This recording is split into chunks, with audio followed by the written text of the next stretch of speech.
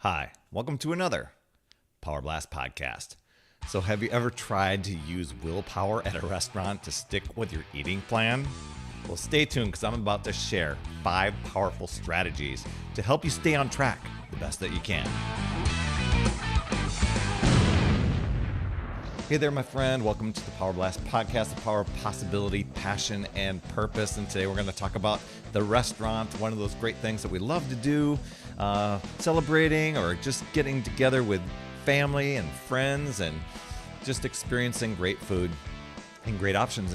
And sometimes when you're trying to stay on track with maybe a health and fitness plan, or you've got some goals that you're trying to reach, but it always seems like some sort of event pops up where you're getting together at a restaurant and you start to think, oh my gosh, how am I gonna stay on track here? Should I starve myself all day and then have my meal at the restaurant and just stay on track that way? Or is there some ways that I can navigate the menu to at least feel good about the experience, stay on track, and be able to, have an enjoyable time? So it's interesting. I came across a stat the other day that said, like, the USDA said that about a third of all the calories consumed by Americans, that comes from restaurants and fast food dining.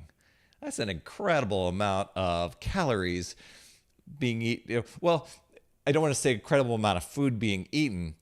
Restaurants tend to load up on the calories. So while more food might be eaten outside of the restaurant world, the calorie intake is coming from there. So another thing, a program that I was going through, some training I was going through last month, I learned that the average American consumes about 140 pounds of sugar each year. Just because sugar, not that it's necessarily always table sugar, but sugar is hidden in so many foods and so many ingredients. And when you go out to a restaurant, that's what's going to happen. That's what makes the food so flavorful and addictive and really good. Is some of the salt and some of the sugars. So not that I want this podcast to be about creating fear, but to empower you to consider the following tips when you do go out to a restaurant. If you're looking to either stay on track or you're at least looking to make healthier choices, but still enjoy the experience there. Obviously, whenever you can, make your own food from home. That gives you more control, leads to smarter choices, healthier choices, but also just use these the best that you can. So number one is when you sit down, ask the wait staff for water right away. Usually they have somebody that comes around and pours water, and I'm talking restaurants. I'm not necessarily talking fast food restaurants. This is one you're going to sit down at, and that's what I'm going to address today. Ask for water, water first. What I usually do is I will ask for water without ice, and I ask for 2 glasses. Now, there have been some places that constantly bring me 2 glasses at a time. So I usually tell them, bring me 2 glasses and then just fill up one of them throughout the rest of the meal. I'm just hydrating. I'm putting water in my body to know that there'll be whatever foods I'm going to eat. It can help, kind of flush out some of those or dilute some of the sodium and the sugars and some of the things like that. So just to do that, and drink water throughout in between bites, if you're having wine, in between the wine drinks or the beer that you're having or the cocktail. So I think doing that. Another thing I do is I'll ask for seltzer water and with lime, and I'll have that throughout the meal. But I'll also have a drink. I love to have wine or beer with a meal. Not always, but it's pretty regularly. So that's one tip. The second one is before you even go out to a restaurant, if you know ahead of time, research the menu online. Just go in there. Many restaurants have them online. I know that I go and I look at it just to see what they have, and I make decisions of what I'm going to order beforehand or what questions I'm going to ask when I get there on how certain foods are prepared. I'll analyze where certain entrees are And if a certain entree that I really want doesn't have maybe the sides that I want, but another entree does, I'll ask if I can do a swap that way. So that way you can get in there and be prepared. And here's another tip I hadn't even considered until I saw it the other day, was to when you get to the restaurant and they go to give you the menu to look at, say, I've already seen the menu and I already know what I want to order. That way you won't be tempted by the specials or by the other offerings that they have. That way it empowers you and you can do that. Now, I know that there's an element of surprise and some of the things that are like you hadn't considered you get there. But this is about empowering you and whatever the goals are. So that was just a really, really cool tip to do that.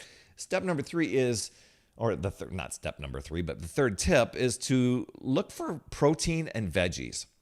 If you can have veggies most, salads are great, but going for steamed veggies, going for protein that doesn't have a lot of the sauces or the creamy sauces and things like that, because there's a lot of sneaky ingredients that go into like the dressings and the sauces and things like that. So what my wife and I will often do is, for instance, let's say we're going to get an entree and it has ribs and chicken breast and it's barbecued.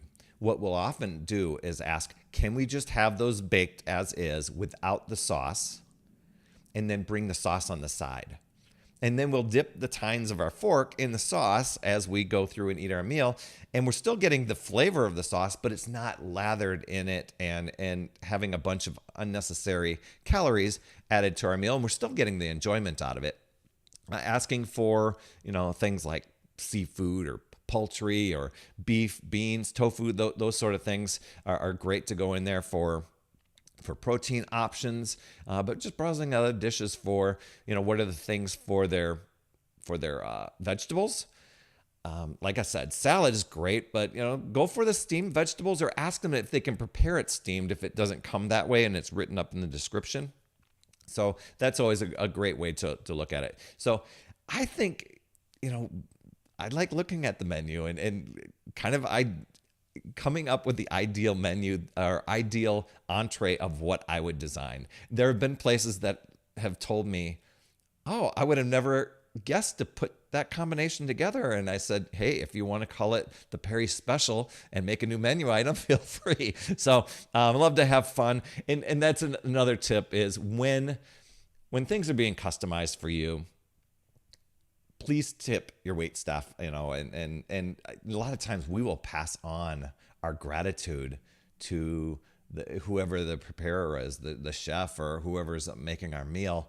We'll say, can you just send a message back there? Say, this was really great. We really appreciate what they did. Or sometimes we'll ask, how did they make that? How do they make that certain entree?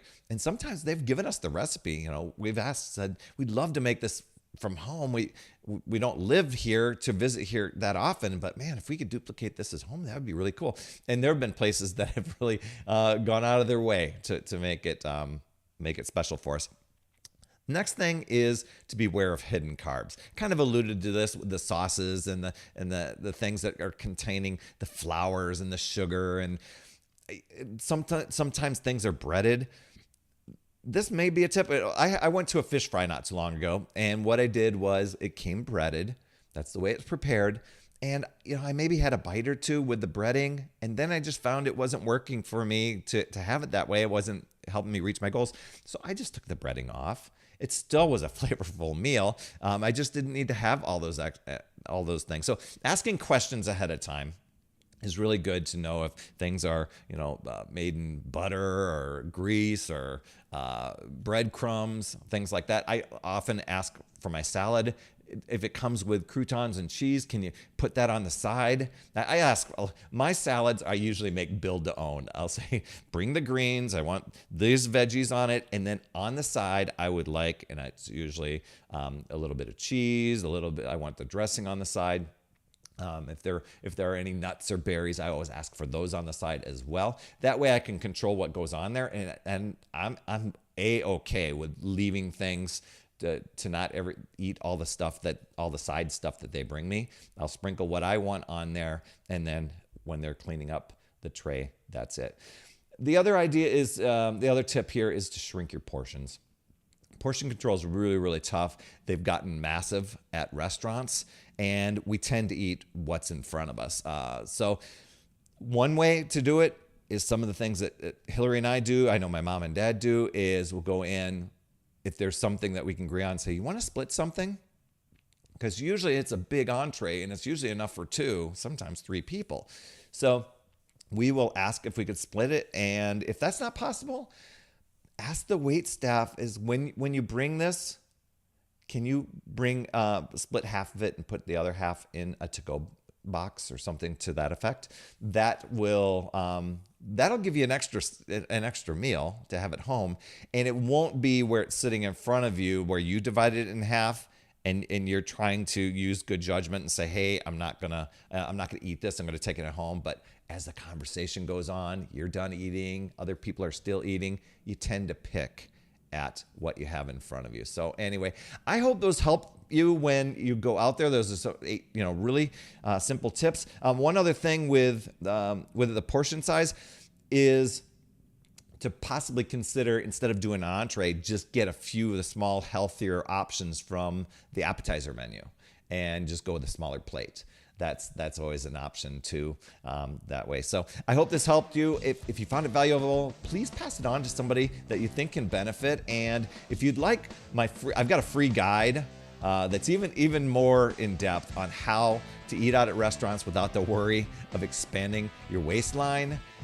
Please visit. You can download it for free at mastermymenu.com. I put it out there. I think it's valuable to help people, just consider different things as you're going out to eat and empower yourself along the way. That's all I have for this week, my friend. Thanks for being a subscriber on this podcast and for getting into your podcast app to leave an honest rating and review. You absolutely rock. And remember, it's never too late. We'll see you next week.